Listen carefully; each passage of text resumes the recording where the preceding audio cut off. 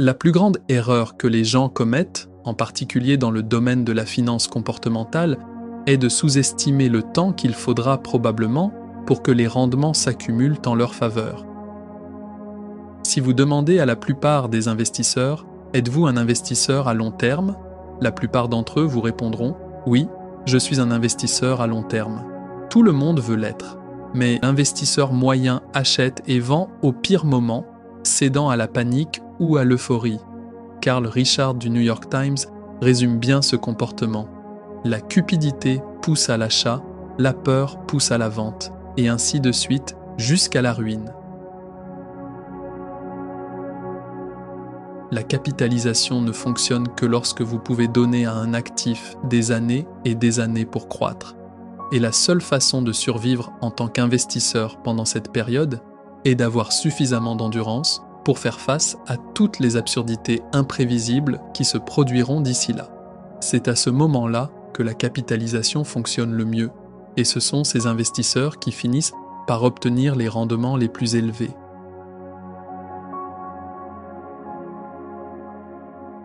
Nous avons des émotions et des objectifs similaires, mais par contre, nous avons des expériences très différentes en tant qu'investisseurs. Et pour cette raison, je pense que nous pouvons beaucoup apprendre les uns des autres. Je voudrais donc commencer aujourd'hui par l'histoire de deux investisseurs américains qui ne se connaissent même pas. La première est une femme nommée Grace Groner. Grace est née en 1910 dans la banlieue de Chicago et elle a eu une vie difficile. Elle est restée orpheline pendant son enfance. Elle n'a jamais été mariée, elle n'a jamais eu d'enfant, elle a vécu dans une maison d'une pièce pendant la plus grande partie de sa vie, elle a travaillé comme secrétaire pendant toute sa carrière. C'était une femme charmante qui a eu une vie difficile. Grace Groner est décédée en 2010, elle avait 100 ans. À sa mort, tous ceux qui la connaissaient ont été choqués d'apprendre que Grace avait laissé 7 millions de dollars à des œuvres de charité. Et tous les amis qui la connaissaient se sont demandé où cette humble secrétaire avait pu obtenir 7 millions de dollars. Ils ont commencé à fouiller dans ses papiers, dans ses comptes, et ils ont réalisé qu'il n'y avait pas de secret. Il n'y avait pas d'héritage, pas de gain à la loterie. Vous voyez, elle a pris le peu qu'elle pouvait économiser sur son salaire de secrétaire et elle s'est lancée dans la course à la fortune. Elle a fait des économies sur son salaire de secrétaire, l'a investi en bourse et l'a laissé tranquille pendant 80 ans. Et c'était tout. C'était son histoire. La deuxième personne dont je veux vous parler aujourd'hui est un homme qui s'appelle Richard. Richard a eu une éducation presque exactement opposée à celle de Grace. Il est né dans une famille très riche. Il est allé à l'université de Harvard, a obtenu son MBA à la Harvard Business School. Il est allé travailler à Wall Street dans les années 1980 et est vraiment devenu l'un des hommes les plus importants de la finance. Il est devenu vice-président de Merrill Lynch pendant le marché haussier des années 90. Il a pris sa retraite au milieu de la quarantaine pour se consacrer à des activités caritatives. 2 semaines après la mort de Grace Groner, Richard a déposé une demande de mise en faillite personnelle. La crise financière de 2008 l'avait complètement anéanti, à tel point que sa seule source d'argent pour acheter de la nourriture pour sa famille était la vente des meubles de sa maison. À part l'investissement, il n'y a pas d'autre secteur dans lequel ces histoires sont possibles. Il n'y a pas d'autre secteur où quelqu'un qui n'a ni formation, ni bagage, ni expérience peut largement surpasser quelqu'un qui a le meilleur bagage, la meilleure expérience, la meilleure formation. Cela n'arrive dans aucun autre secteur. Il est inconcevable que Grace Groner puisse réaliser une opération à cœur ouvert mieux qu'un cardiologue diplômé de Harvard. C'est impossible. Mais en finance, en investissement, cela arrive. Cela montre que l'investissement ne repose pas uniquement sur les connaissances, mais aussi et surtout sur le comportement. Or, le comportement est difficile à enseigner. Nous ne pouvons pas le résumer avec des formules. Et parce que le comportement est un sujet soft, doux, il est souvent balayé sous le tapis lorsque les gens apprennent à investir. Alors, ce que je veux faire aujourd'hui, c'est vous partager une méthode d'apprentissage que j'ai vue chez beaucoup d'investisseurs et qui est très efficace pour se familiariser avec la finance comportementale. Parce que l'investissement, encore une fois, n'est pas l'étude de la finance. C'est une étude de la façon dont les gens se comportent avec l'argent. Et comme il s'agit d'une étude du comportement, elle incorpore les leçons et les règles de toutes sortes d'autres domaines comme la psychologie, la sociologie, la politique et l'histoire. Comment les gens se comportent-ils face à l'incertitude? Comment les gens gèrent-ils le risque et les opportunités? Et c'est ça ce qu'est l'investissement. Voici une première leçon sur l'investissement tirée d'un événement survenu en Autriche dans les années 1970. À cette époque, de nombreux pays développés, dont l'Autriche, s'intéressaient à l'énergie nucléaire. En 1972, le gouvernement autrichien a décidé de construire sa première centrale nucléaire, celle de Zwentendorf, près de Vienne. Sa construction a coûté environ 1 milliard de dollars et a duré plusieurs années. Une fois terminée, elle était capable de fournir 10% des besoins énergétiques de l'Autriche, un chiffre considérable pour une seule centrale. Or, juste avant sa mise en service, une série d'incidents a eu lieu. Un groupe de journaux autrichiens, dont les propriétaires possédaient également des centrales hydroélectriques, a lancé une campagne médiatique contre l'énergie nucléaire, mettant en avant ses dangers potentiels. Cette campagne a semé la panique en Autriche et a conduit à l'organisation d'un référendum en 1977 sur la mise en service de la centrale. Les Autrichiens ont voté contre, et la centrale de Zwentendorf n'a jamais produit le moindre watt d'électricité. Elle sert aujourd'hui de centre de formation pour les ingénieurs et de musée. Pendant ce temps, d'autres pays comme les États-Unis, le Royaume-Uni, la France, l'Allemagne, le Japon et l'Inde continuaient de construire et d'exploiter des centrales nucléaires. Tandis que le reste du monde s'accordait à dire que le risque lié à l'énergie nucléaire était acceptable, l'Autriche a choisi une autre voie. Cet exemple illustre la dimension culturelle de la perception du risque. Ce que nous considérons comme risqué est fortement influencé par notre pays, notre génération, notre culture. Tous ces facteurs, qui échappent à notre contrôle, varient considérablement d'une personne à l'autre. Nous avons tendance à croire que le risque est une force objective, universelle, qui s'applique à tous de la même manière. C'est vrai dans l'absolu, mais ce n'est pas ainsi que nous le percevons individuellement. Tout ce que nous pensons être risqué est fortement lié à notre passé personnel unique. Et c'est également vrai dans le domaine de l'investissement. C'est ce que je veux vous montrer. Observons un peu ce que les actions américaines ont pu rapporter durant la jeunesse de chacun, selon son année de naissance. Prenons un exemple. Pour ceux nés en 1970, la bourse a été multipliée par 10 durant leur adolescence et leur vingtaine, et ce, même après avoir pris en compte l'inflation. En revanche, pour ceux nés en 1950, le marché boursier est resté stable durant cette même période. Une question se pose alors. Croyez-vous réellement que ces deux générations ont perçu la bourse de la même manière tout au long de leur vie? Ont-elles eu la même appétence pour le risque ou la même capacité à générer des profits? Évidemment non. Ces expériences ont profondément influencé leur vision des choses. Les jeunes, ayant vu leur capital fructifier rapidement, peuvent développer un optimisme démesuré, les incitant à prendre des risques inconsidérés. À l'opposé, ceux ayant essuyé des pertes deviendront plus frileux, allant parfois jusqu'à fuir tout investissement. Il en va de même pour l'inflation. Aux États-Unis, si votre jeunesse s'est déroulée dans les années 70, l'inflation annuelle moyenne était de 8%. Pour ceux ayant grandi dans les années 2000, elle n'était que de 2%. Et pour ceux ayant connu la Grande Dépression des années 1930, l'inflation était même négative, à moins 2% par an. Pensez-vous que ces différentes générations ont la même conception de l'inflation? Maintenant, observons l'impact de ces expériences sur les comportements récents.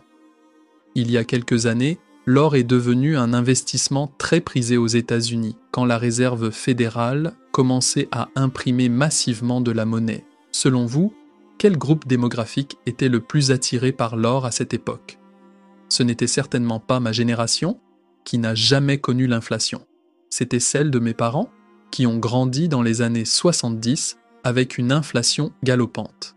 Ils se souviennent de cette période difficile, des émotions ressenties, ils en gardent des cicatrices. J'étais récemment en Australie, un pays qui n'a connu aucune récession depuis 27 ans.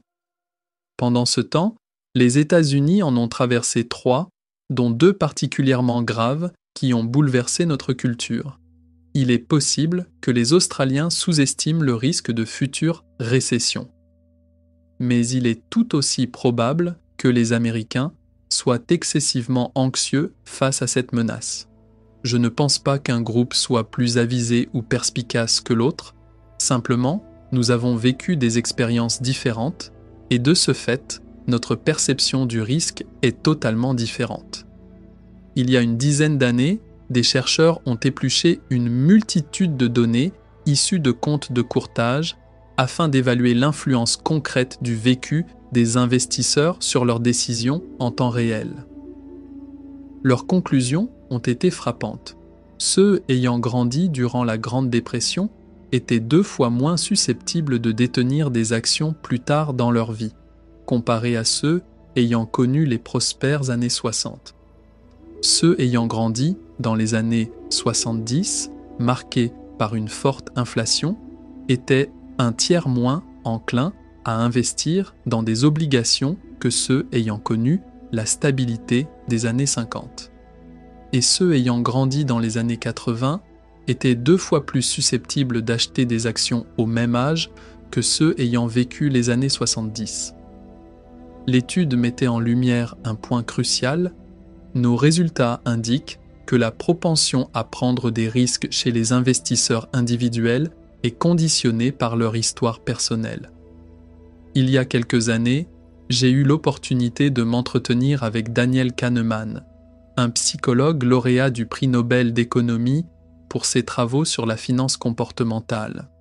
Nous avons abordé cette notion selon laquelle notre passé façonne notre perception du risque, et ses propos étaient éclairants. Il disait que l'erreur principale que commettent les gens n'est pas tant de se souvenir du passé, mais plutôt de l'interpréter. Lorsqu'un événement survient, nous avons l'impression de le comprendre. Nous sommes parfois surpris, certes. Mais le monde nous semble alors parfaitement logique. Et cette logique apparente provient de notre tendance à trouver des causes à chaque événement. Tout semble s'emboîter. Cependant, si l'on compare notre capacité à expliquer le passé à notre capacité à prédire l'avenir, le contraste est saisissant. Nous expliquons le passé avec une aisance déconcertante alors que nous sommes incapables de prévoir l'avenir. Le recul, cette aptitude à expliquer le passé, nous donne l'illusion d'un monde compréhensible, d'un monde qui a du sens, même lorsqu'il n'en a pas. C'est un facteur majeur d'erreur dans de nombreux domaines. C'est peut-être un exemple extrême, mais nous sommes tous concernés par ce phénomène. Lorsque nous réfléchissons au risque, nous devenons prisonniers de notre propre passé. Souvent, face à une personne qui n'est pas d'accord avec nous, nous avons tendance à la considérer comme moins intelligente ou moins informée. Or, bien souvent, cette personne est tout aussi compétente et renseignée, mais elle a simplement une vision du monde différente de la nôtre. En essayant de nous mettre à sa place, nous enrichissons notre vision des possibles. La finance et l'investissement sont des domaines chargés d'émotions. Que l'on soit un professionnel ou un particulier, confronté aux risques liés à sa carrière ou à sa retraite, à sa capacité à financer les études de ses enfants, il est difficile d'aborder ces sujets de manière objective. Kahneman souligne, notamment à l'intention des conseillers financiers, l'importance de pouvoir appréhender la situation financière d'un client en faisant abstraction de la charge émotionnelle que celui-ci y associe. Voici le bureau de Warren Buffett à Omaha, dans le Nebraska. Il occupe ce même espace depuis environ 60 ans. C'est donc ici qu'il est devenu l'investisseur le plus célèbre de tous les temps. Et remarquez à quel point c'est simple et dépouillé. Pas de télévision, pas d'ordinateur, pas de téléscripteur.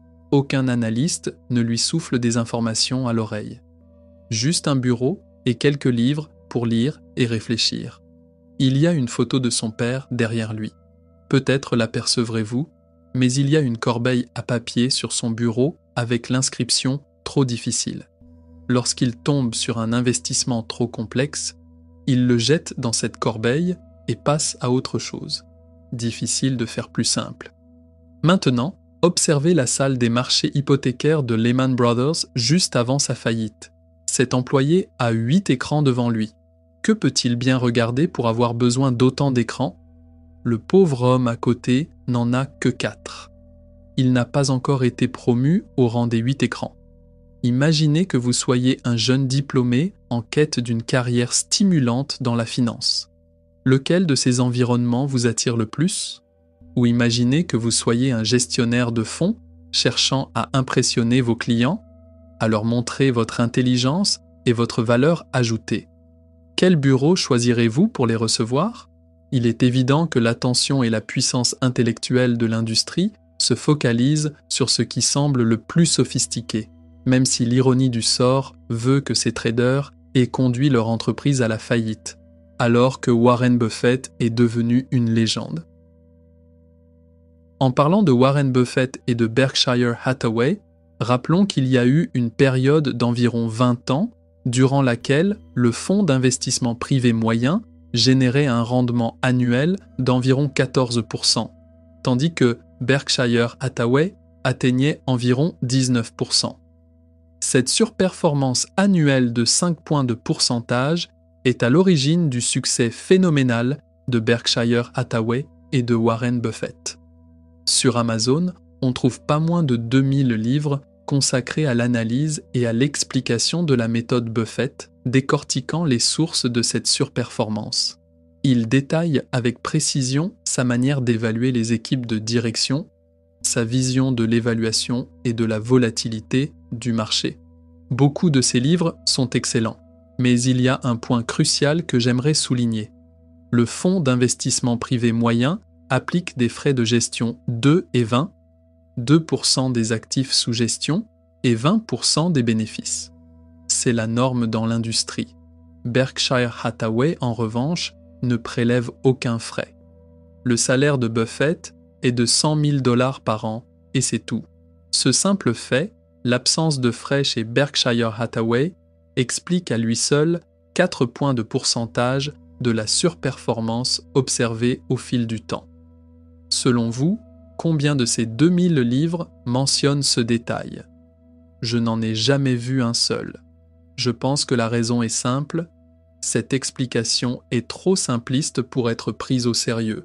Les gens ont du mal à croire qu'il est possible de devenir l'investisseur le plus renommé de tous les temps et que près de 80% de cette réussite puisse s'expliquer par quelque chose d'aussi trivial que les frais de gestion. C'est en grande partie ce qui explique sa réussite. Mais encore une fois, cette explication est bien trop simple pour que la plupart des gens la considèrent sérieusement. Il y a quelques années, quelqu'un a posé la question à Charlie Munger, le partenaire de longue date de Warren Buffett, en lui disant sur un ton sarcastique « Monsieur Munger, si la méthode de Berkshire est si simple, pourquoi n'y a-t-il pas plus de gens qui la copient ?» Munger a répondu, je cite, « Les investisseurs ne reproduisent pas notre modèle parce qu'il est trop simple. La plupart des gens pensent qu'on ne peut pas être un expert si c'est trop simple. » Il a ensuite ajouté « Comment Berkshire a-t-il obtenu de tels résultats ? Si vous observez bien, vous verrez que Warren a gagné la plupart de ses gains en restant assis sur son fauteuil et en lisant. C'est aussi simple que cela. » Mon exemple favori est celui de l'économiste américain Harry Markowitz. Au début des années 90, Il a reçu le prix Nobel d'économie pour ses travaux sur la frontière efficiente, un ensemble de formules mathématiques complexes qui déterminent la répartition idéale entre actions et obligations dans un portefeuille en fonction du niveau de risque souhaité. Mais il y a environ 5 ans, le Wall Street Journal a interviewé Harry Markowitz et lui a posé la question suivante. Dr Markowitz, vous avez obtenu le prix Nobel pour la frontière efficiente. Comment appliquez-vous ces connaissances à vos propres investissements? La réponse de Harry Markowitz a été la suivante. J'ai imaginé ma déception si le marché s'effondrait alors que j'y étais investi à 100%, ou s'il s'envolait alors que je n'y étais pas du tout. J'ai donc simplement réparti mes investissements à parts égales entre actions et obligations. Cet homme, qui a reçu le prix Nobel pour cette théorie, ne l'a même pas appliquée à ses propres finances. Cela montre, selon moi, que la théorie de la frontière efficiente a une grande valeur intellectuelle pour des chercheurs brillants, mais que dans le monde réel, la gestion de patrimoine, même personnel, repose sur des règles empiriques simples, souvent liées à notre propre comportement et à notre psychologie. Le conseil d'investissement le plus important que l'on puisse donner, ou que l'on puisse suivre soi-même, est de choisir une idée simple et de s'y tenir. De nombreuses études montrent que nous avons tendance à penser, intuitivement, que les stratégies d'investissement complexes sont plus performantes que les stratégies simples. Or, il est prouvé que cette idée est fausse. Il faut se rappeler que l'objectif de l'investissement n'est pas de minimiser l'ennui, mais de maximiser les rendements. Aucun conseil d'investissement n'a de valeur si vous ou vos clients l'abandonnez dès la première difficulté. L'une des leçons tirées de la crise financière aux États-Unis est que de nombreux clients ont du mal à faire la différence entre leur propre incompréhension et une volonté délibérée de leur conseiller de les maintenir dans le flou. Face à quelque chose qu'il ne comprend pas, un client est plus susceptible de dire « Je ne comprends pas ce que vous faites, je ne vous fais plus confiance, je préfère partir ». Si vous souhaitez fidéliser vos clients sur le long terme, comme nous le souhaitons tous, ils doivent comprendre ce que vous faites de leur argent et pourquoi, et ce, de la manière la plus claire possible. La troisième histoire que je souhaite partager aujourd'hui concerne ce que le développement du cerveau des bébés nous apprend sur l'investissement. La croissance du cerveau d'un bébé est tout simplement fascinante. Un bébé naît avec environ 100 milliards de neurones, chacun ayant environ 3000 connexions synaptiques, c'est-à-dire des connexions avec d'autres neurones qui forment le réseau de l'intelligence cérébrale. À la naissance, ce réseau ressemble à ceci. À l'âge de 6 mois, le nombre de connexions synaptiques atteint environ 6000. Il a doublé en seulement 3 mois. À 2 ans, ce nombre grimpe à environ 15 000. C'est une croissance extraordinaire durant les 2 premières années de la vie. Puis, un phénomène intéressant se produit. Le nombre de connexions synaptiques cesse d'augmenter et commence à diminuer, et ce, assez rapidement. À 4 ans, un enfant a déjà perdu environ 1/5 de ses connexions synaptiques. À 6 ans, il a perdu environ 1/3 de la complexité de son cerveau. Ce processus se poursuit tout au long de l'enfance, de l'adolescence et du début de l'âge adulte. À 20 ans, un individu a perdu près de la moitié des connexions synaptiques présentes à sa naissance. Comment ce phénomène se produit-il ? Il s'avère qu'une grande partie de la croissance cérébrale des premières années est inefficace. Le cerveau est câblé de manière imprécise, avec beaucoup de redondances et d'erreurs. Des études montrent que les nouveau-nés, surtout dans les premières heures de leur vie, peuvent confondre les sens, voir les sons et entendre les couleurs, pour ainsi dire, car les zones du cerveau qui traitent ces informations sont mal connectées. Une partie de notre développement consiste à éliminer ces connexions erronées et inefficaces en élaguant un grand nombre de synapses. Ce qui est remarquable, c'est que même si ce processus implique perte, destruction et chaos, l'intelligence se développe. Un enfant de 4 ans est bien plus intelligent qu'un enfant de 2 ans. Un jeune de 20 ans est généralement plus intelligent qu'un enfant de 4 ans. Bien sûr, il y a des exceptions, surtout chez les hommes. Cette idée de progrès, malgré les pertes, le chaos et la destruction, est fondamentale, car elle se retrouve dans de nombreux domaines, notamment l'investissement. Aux États-Unis, l'indice Russell 3000 regroupe 3000 grandes entreprises. Sa performance sur les 38 dernières années est plutôt bonne, avec un rendement annuel moyen d'environ 10%. Cependant, si l'on analyse la performance individuelle de ces 3000 entreprises sur la même période, on constate que l'action médiane a sous-performé l'indice de 54 points de pourcentage. 40% des entreprises de l'indice ont perdu de l'argent sur 38 ans, et beaucoup ont même fait faillite. Presque tous les gains de l'indice proviennent de seulement 7% de ses composants. Là encore, on observe une croissance globale significative, une amélioration au fil du temps, mais en y regardant de plus près, on découvre chaos, perte et destruction.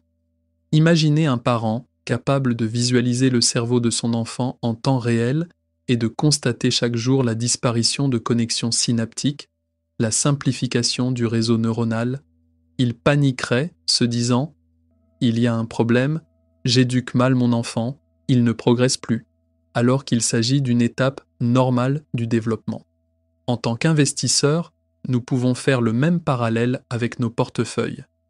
Même avec une diversification importante, disons 20, 50 ou 100 entreprises, nous sommes constamment confrontés à des nouvelles négatives. Des entreprises qui manquent leurs objectifs de bénéfices, qui font faillite, cela peut nous inquiéter, nous pousser à agir, à vendre ces entreprises. Or, il s'agit d'un phénomène normal dans la croissance à long terme d'un portefeuille diversifié. Cette compréhension influence également notre perception de la volatilité. Voici une statistique intéressante. Entre 1995 et 2015, le S&P 500 a généré un rendement annuel d'environ 8%. Durant cette même période, l'investisseur américain moyen en actions a obtenu un rendement d'environ 4,7% par an. Alors que le marché boursier affichait une excellente performance, l'investisseur moyen n'en a capté que la moitié. Comment expliquer cela ? La principale raison est que l'investisseur moyen achète et vend au pire moment, cédant à la panique ou à l'euphorie. Carl Richard du New York Times résume bien ce comportement. La cupidité pousse à l'achat, la peur pousse à la vente, et ainsi de suite jusqu'à la ruine. Selon moi, cela s'explique par notre perception de la volatilité. Voici l'évolution du S&P 500 depuis 1950. Une performance remarquable, parmi les meilleures pour un grand pays. Le marché a été multiplié par 200 sur cette période, dividendes inclus. Difficile de faire mieux. Si cette performance se répète au cours des 60 prochaines années, ce sera le meilleur scénario possible. Mais observez ce graphique. Il montre les périodes où le marché est en baisse de 5% par rapport à son précédent sommet historique, puis en baisse de 10% et enfin en baisse de 20% ou plus. On part d'une image de succès éclatant, puis on zoome sur les détails et on découvre chaos, perte et destruction. L'important, c'est que dans chacune de ces phases de baisse, des investisseurs du monde entier ont paniqué. Ils se disent « Il y a un problème, je dois sortir, je dois vendre ». Ils agissent avec de bonnes intentions, pensant renforcer leur sécurité, alors qu'en réalité, ils s'écartent souvent d'un plan d'investissement à long terme, potentiellement plus performant. Une de mes citations préférées est celle de Dwight Eisenhower, célèbre général et président des États-Unis. Lorsqu'on lui a demandé de définir le génie militaire, il a répondu « Le génie militaire est celui qui peut garder la tête froide quand tous les autres autour de lui la perdent. » Je pense que cela s'applique aussi à l'investissement. Réussir ses investissements ne signifie pas forcément prendre des décisions brillantes, mais plutôt éviter systématiquement les erreurs, ne pas céder à la panique. Il s'agit de rester discipliné, de ne pas réagir impulsivement aux fluctuations à court terme qui pourraient nous éloigner d'un plan à long terme potentiellement plus rentable. La troisième histoire que je souhaite partager concerne ce que la course à pied nous apprend sur l'investissement. Il y a un siècle, un physiologiste nommé Archibald Hill était passionné de course à pied. C'était un génie, un des meilleurs physiologistes de son époque. Il considérait le corps humain comme une machine, une voiture avec ses tuyaux, ses poulies et ses pistons, que l'on pouvait mesurer avec précision. Il a dit un jour « Notre corps est une machine dont la dépense énergétique peut être mesurée avec exactitude. » Il était lui-même un athlète accompli, un excellent coureur. Il a consacré une grande partie de sa carrière à répondre à la question « Quelle est la vitesse maximale que l'on peut atteindre en courant ? Compte tenu de notre corps, de notre machine, quelle est la limite ? Quelle est notre puissance maximale pour ainsi dire ?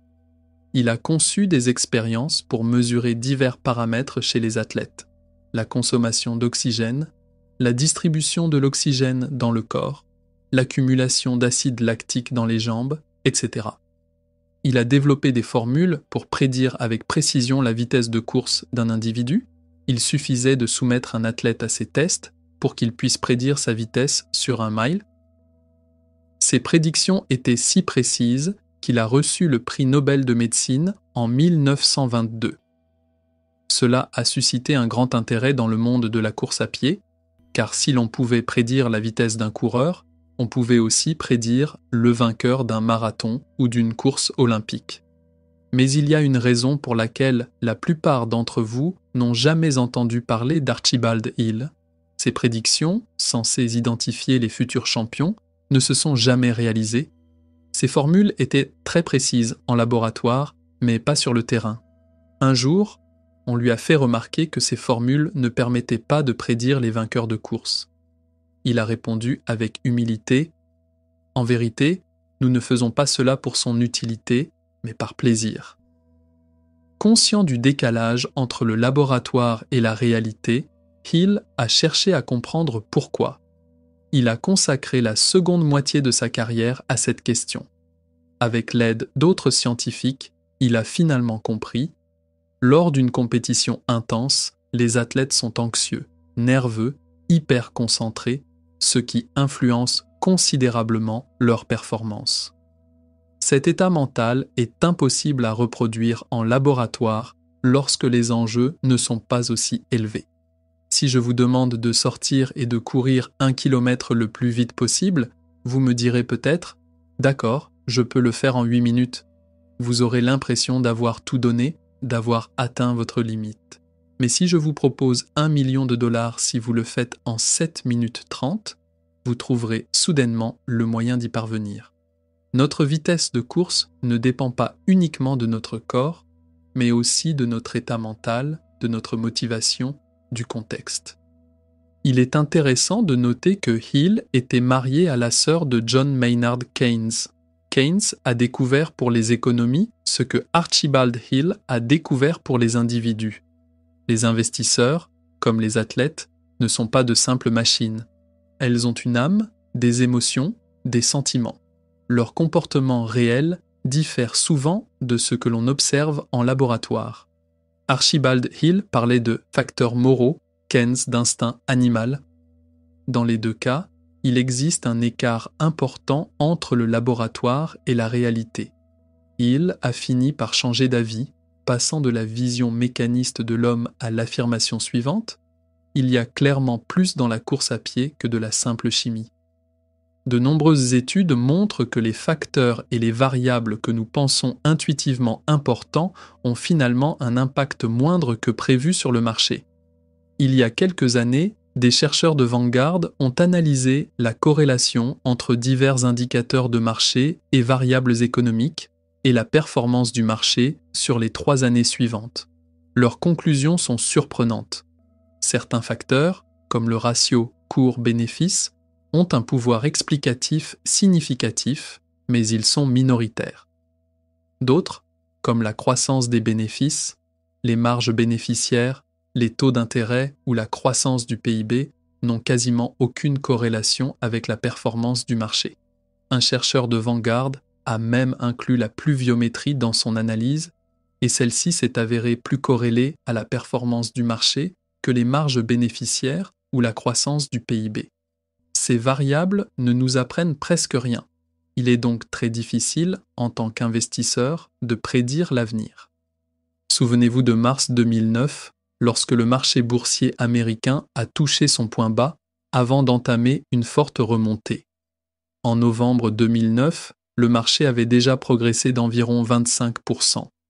Barronds a alors publié un article intitulé « L'argent facile a été gagné », sous-entendant que la reprise était désormais terminée et que les gains futurs seraient plus difficiles à obtenir.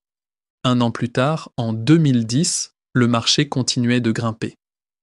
Morningstar a publié à son tour un article intitulé « L'argent facile a été gagné ».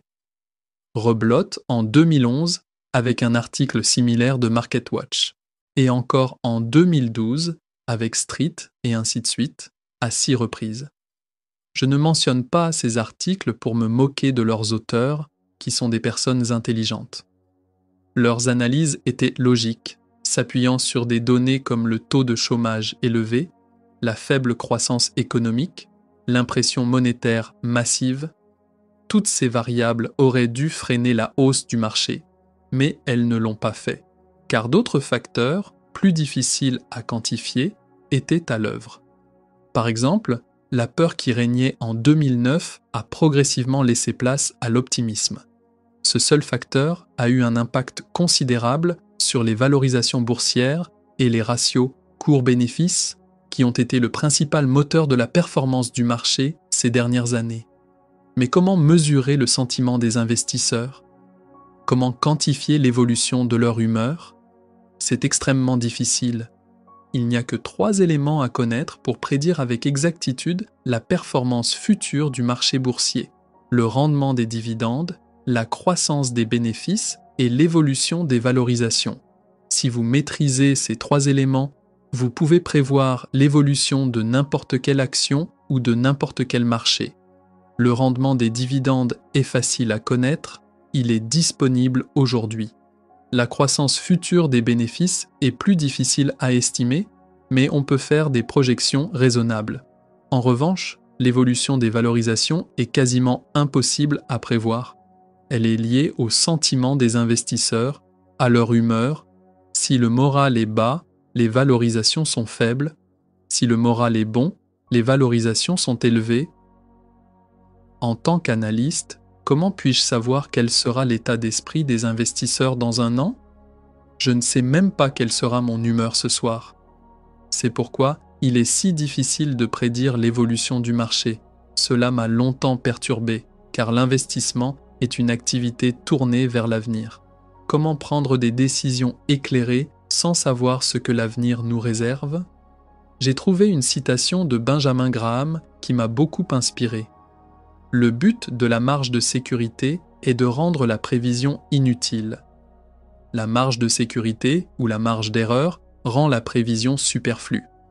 Si vous intégrez une marge d'erreur dans vos budgets, vous n'avez pas besoin de savoir si une récession se profile. Vous ne dépendez pas de cette prévision. Si vous appliquez une marge de sécurité dans vos analyses d'évaluation, vous n'avez pas besoin de savoir si un marché baissier est imminent. Vous ne vous fiez pas à cette prévision. La marge d'erreur est, je pense, le seul moyen de naviguer dans un monde qui est par nature difficile à prévoir. Et je vais vous dire quelque chose d'important à propos de la marge d'erreur. Elle est très souvent attribuée au conservatisme, au fait de ne pas prendre beaucoup de risques. Je ne pense pas que ce soit le cas.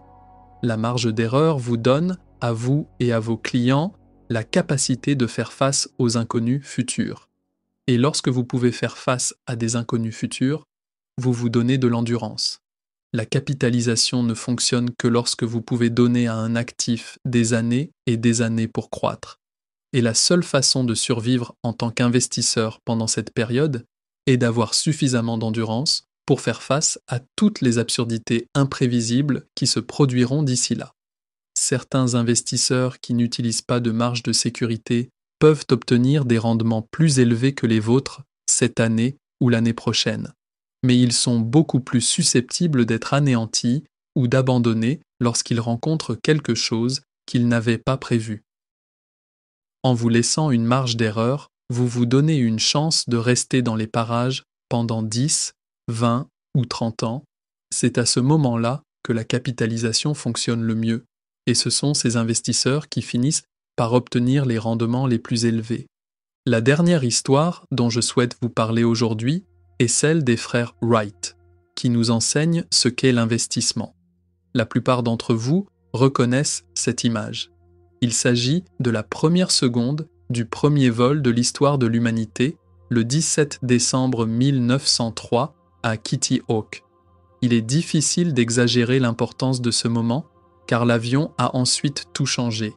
Il a changé l'économie, les transports, révolutionné la communication, déclenché des guerres mondiales, mis fin à des guerres mondiales et complètement modifié la géopolitique. Si l'on devait dresser une liste des inventions les plus importantes du XXe siècle, je pense que l'avion figurerait au moins dans le trio de tête, si ce n'est en première position. Et ce qui est intéressant à propos de l'avion, c'est qu'il n'est pas nécessaire d'avoir des connaissances scientifiques pour comprendre à quel point cette invention est étonnante. Un homme vole dans le ciel pour la première fois. Même si vous étiez un enfant, vous regardiez cela avec émerveillement. Vous pouvez donc imaginer l'ampleur de l'événement à l'époque et comment les gens se sont rassemblés et ont dit « Le monde a changé pour toujours, rien ne sera plus jamais comme avant ». Les journalistes se sont rassemblés et ont écrit sur l'ampleur de l'événement et l'enthousiasme qu'il suscitait, mais ce n'est pas du tout ce qui s'est passé. Voici le New York Times du 17 décembre 1903. Les caractères sont petits, mais vous pouvez me croire sur parole. Il n'y a pas la moindre mention des frères Wright. Le lendemain, le 18 décembre, aucune mention, nulle part. Le 19 décembre, ils ont déjà volé 10 fois. L'un de leurs vols a duré 59 secondes, ce qui était très long à l'époque. Aucune mention dans le New York Times. Le 20, le 21, le 22. Aucune mention nulle part. Cela dure des jours, des semaines, des mois, des années. Aucune mention de ce que font les frères Wright. 2 ans après le premier vol des frères Wright, le New York Times a interviewé un magnate allemand de la montgolfière. Il lui a demandé si les gens pourraient un jour voler dans des avions. À l'époque, on parlait de machines volantes. Ils lui ont demandé si les gens construiraient un jour un avion, et il a répondu, je cite, « Dans un avenir très, très lointain, il y aura peut-être des machines volantes, mais pas maintenant. » C'était 2 ans après le premier vol des frères Wright, et le plus grand journal des États-Unis ne pensait même pas que nous pouvions le faire. L'un des aspects les plus étonnants de l'histoire des frères Wright est que, pendant les années qui ont suivi l'invention de l'avion, personne n'y a prêté attention. En fait, un seul journal a couvert le premier vol des frères Wright. Il s'agit du Dayton Herald. Les frères Wright étaient originaires de Dayton, dans l'Ohio. Et voici comment ils ont couvert le premier vol. Les garçons de Dayton résolvent le problème. Comme s'il s'agissait d'une bande d'enfants stupides qui faisaient une expérience scientifique sans importance. Des années plus tard, on a demandé au rédacteur en chef de ce journal pourquoi il était le seul journaliste à avoir couvert l'événement. Le rédacteur en chef a répondu, je cite, « J'avais l'habitude de discuter avec eux, les frères Wright, de manière amicale, parce que j'avais un peu pitié d'eux. Ils semblaient être des jeunes gens bien intentionnés et honnêtes, et pourtant, ils perdaient leur temps jour après jour sur cette machine volante ridicule. » Le seul journal au monde à avoir couvert le premier vol des frères Wright l'a donc fait par sympathie pour eux.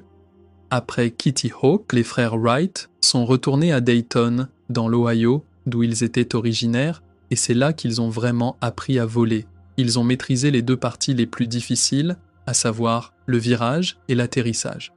Dayton était une ville très peuplée à l'époque. Les frères Wright volaient partout dans la ville, au-dessus des maisons des gens. David McCullough a écrit une excellente biographie des frères Wright, et il parle de cette période où ils sont retournés à Dayton. Il écrit, je cite, aucun journaliste ne s'est donné la peine d'assister à cette période et l'intérêt du public n'a pas augmenté. À quelques exceptions près, il ne semblait y avoir aucun intérêt, aucune excitation locale, aucune curiosité ou aucun sentiment d'émerveillement face à la chose miraculeuse qui se produisait dans l'arrière-cour même de Dayton. Il est évident que les frères Wright ont fini par obtenir le crédit qu'ils méritaient, mais il a fallu attendre environ 5 ans pour que quelqu'un leur accorde de l'attention. Ce qui est intéressant, c'est qu'à cette époque, de nombreuses équipes d'ingénieurs tentaient de construire un avion. Les frères Wright n'étaient pas les plus intelligents. Ils n'avaient certainement pas le plus d'argent. Ils n'étaient pas les meilleurs ingénieurs. Mais la plupart des autres équipes ont abandonné. Ce que les frères Wright avaient en plus, c'était une patience à toute épreuve. Lorsque nous pensons aux caractéristiques des entrepreneurs, nous pensons souvent à des choses comme la créativité, la capacité d'ingénierie. Il est rare que nous considérions la patience et l'horizon temporel comme un avantage concurrentiel, ou si nous le faisons, nous sous-estimons souvent massivement le temps nécessaire avant que les chances de succès ne s'accumulent en notre faveur. Et c'est bien sûr également le cas dans le domaine de l'investissement.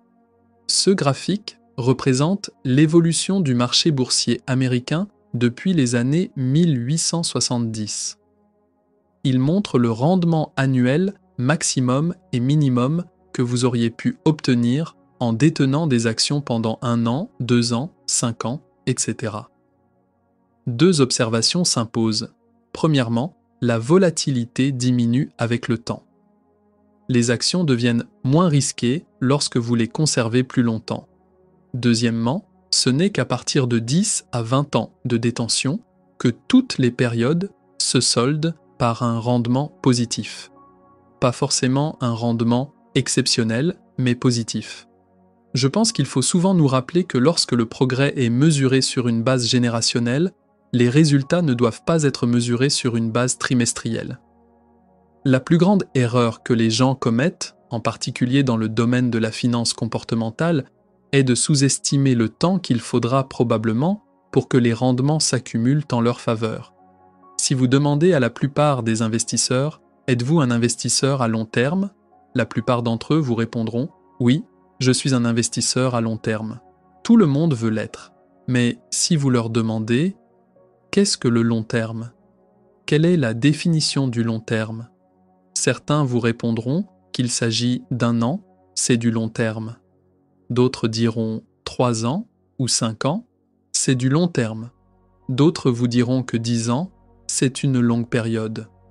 Vous savez, nous savons historiquement qu'une bonne définition du long terme se situe entre 10 et 20 ans. C'est le moment où chaque période de détention s'est terminée par un rendement positif. S'il existe un fil conducteur à travers ces 5 histoires, c'est que lorsque nous pensons au risque, nous nous focalisons souvent sur des facteurs externes. Que va-t-il m'arriver ? Comment le marché va-t-il évoluer ? Quelle sera la situation économique ? Or, je pense qu'une meilleure approche du risque consiste à se demander « Quel est mon propre rôle dans tout cela ? Quels sont mes biais, mes faiblesses, mon attachement à mon propre passé ? » Il peut être décourageant de réaliser que nous sommes souvent notre propre pire ennemi en matière d'investissement. Mais je crois que cette prise de conscience est en réalité très positive. Nous n'avons aucun contrôle sur l'évolution du marché ni sur l'économie. La seule chose que nous puissions maîtriser, c'est notre propre comportement. Et lorsqu'on comprend que cet aspect est crucial, cela devient source d'optimisme. Nous avons la chance de vivre à une époque où les marchés financiers, partout dans le monde, peuvent générer des rendements importants pour les investisseurs particuliers. Si nous n'en profitons pas, ce n'est souvent pas la faute des marchés, mais la nôtre. Il faut se rappeler que les investisseurs n'obtiennent pas ce qu'ils souhaitent ou ce qu'ils attendent des marchés, mais ce qu'ils méritent en fonction de leurs décisions et de leur comportement.